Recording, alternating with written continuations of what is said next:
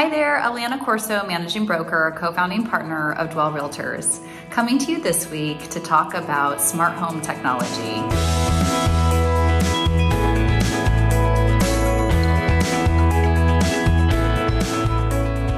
I had the pleasure of recently interviewing Lorena Peer, who is the CEO of AvidWorks Technology. It's a company that specializes in doing home and commercial installations for smart devices. I think it'll be really cool for you to check it out and see how you can potentially make your house more energy efficient, safer, and increase efficiencies in a lot of different ways. So enjoy our interview. All right. Well, Lorena, thank you so much for joining me today to talk about smart home technology and kind of just to talk about it and step back a little bit. Could you explain kind of what your company does? Sure. We focus on installation of smart home technology, which is basically anything you can control with your phone. And now actually you can do voice control as well. So things like for the residential customers, it would be things like video doorbells, thermostats, smoke alarms, sprinkler controllers, door locks, all kinds of things like that, cameras. Yeah, very cool. What are some cost-effective and easy smart home upgrades that, someone, maybe they bought their first house and they're looking to, implement some of that stuff in their home? What are some easy, cost-effective ways to get started? All of those things that I just mentioned are surprisingly cost-effective. Some things actually would save you money, like a Nest thermostat or an Ecobee thermostat would save you money because you can manage your heating and cooling a little bit better. Mm-hmm. Other things that might save you money might be a sprinkler controller so that it doesn't water when it's raining. Things we recommend for new homeowners are smoke alarms. Mm-hmm. Smoke alarm devices, even the non-smart ones, are only meant to be used for 10 years. Mm-hmm. And you don't necessarily know if the previous owner has taken care of them. If they did anything where dust got into them, you don't know if they're really working properly. So we always recommend considering smart smoke alarms when you move in. So anyway, those would be two, but our favorite product is probably the Nest video doorbell. It gives you visibility at your front door. It's sort of hard to imagine going back to a time when you couldn't see who's at your door, speak to them, see the package been delivered, watch the package, make sure no one takes it. Yeah. And so, I think probably along those lines, what would you say one of the most important updates that someone should do with a smart home? Maybe it's back to the smoke detector, carbon monoxide monitoring, right? For safety. Like, what would you say? From a safety standpoint, I definitely recommend smoke alarms. They're not the most exciting smart home. I mean, cameras and video doorbells are definitely really popular. People, especially now, have security concerns. And so those are very popular. My favorite thing is lighting controls. And it's not something that I would have thought of originally when I thought about smart home technology. But the cool thing is my lighting system is geo-fenced, meaning it recognizes my phone when I'm about a block away. Okay. All the lights that I've put in a coming home scene come on so that my house is all lit up. And so not only does it just feel kind of cheerful, but it's a safety thing. Absolutely.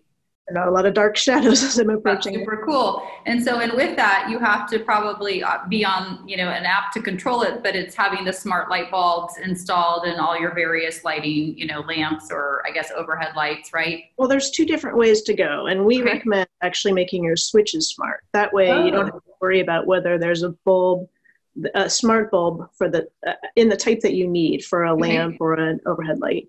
You just don't have to worry about that. You can just replace your switches to make those super smart. Interesting. Mm-hmm. That's great. Well, that would be, we'll show a picture of that. I think that would be a great thing for people to see what that looks like. I don't know. We have, my husband is a landscape contractor and uses a lot of, Wi-Fi controlled lighting for exterior lighting, but the interior, we haven't done any of that. So I think that's a cool and probably more energy efficient as well also, right? If you're controlling and not just leaving lights on and whatnot. So yeah, I mean, a lot of times I think people, if they know they're coming home to a dark house, intentionally leave some lights on or leave some lights on to make it look like you're home.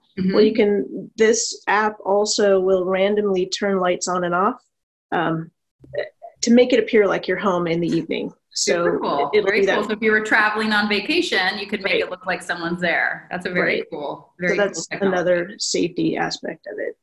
But you don't have to make all of your lights smart. You can just pick 2, 3, 4 lights. So it's not an expensive thing to do. Or a lot of our customers want all of their lights to be smart. So just personal preference, what you feel like doing. Yeah. So, and that's true of all smart technology. You can just make 1 or 2 things smart to make things convenient for you, or everything. Yeah. If you're really into technology or have a lot of interest in doing that. Yes, probably. And cost-wise, phase it in right over time and kind of like certain things, and then, keep implementing. It's good to know that you don't have to go all or nothing, which I think would be attractive for a lot of people that are just starting out with it. And a good time to do it if you purchased a new house is before you move in, so that especially now, so our technician can go in before, while the house is empty and do all the installation work, and then you move in. So we're not, they're intruding on your space while you're there and things like that. So, yeah. What are some common mistakes that you guys see that people make when they're installing, smart home devices? I would say, people get excited about the device and really want it, but they don't necessarily check to see if they have the necessary infrastructure first. So for example, a Nest video doorbell requires an actual wired doorbell. And so a lot of times people purchase it and then realize, oh, I don't actually have that. So you can always have that put in, but it's a bigger project. Right. So and we do some checking before we send a technician out. So we'll ask for a little bit of information, like 1 or 2 photos. And so we help check. So one thing you can do in that case is you just take the cover off your chime, see if you have wires there, and then you know if you have a wired doorbell, just to give you an example. Another thing would be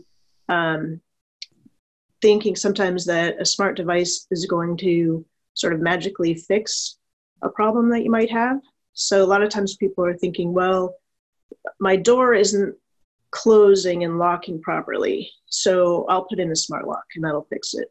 But in most cases, it's a problem. If you have to push against your door to get the lock to engage, it's not a problem with the lock necessarily. It's, you need to do some door repair work first before you do the smart lock. Yeah. And smart devices aren't necessarily magic. There's some physical sort of construction elements to the work, and then there's some programming. But so we do a lot of preparation to make sure that the installation is going to go smoothly. Right, which I think is one of the benefits of using a professional company such as yours to do it, because I think a lot of, maybe just the regular homeowner may not have the skill set to make those adjustments to their door if it's not closing properly, and looking at it in that way that you're going, wait, the door is actually, maybe it's expanded, needs to be shaved down a bit. So I think that's definitely a perk of working with a company like you. Thanks so much for tuning in and watching my interview with Lorena Peer with AvidWorks Technology. If you are interested in getting your home consultation with them or for your business, here is their website for AvidWorks Technology. And then here's all their contact information as well. But I thank you for tuning in, and I look forward to seeing you next week. Take care.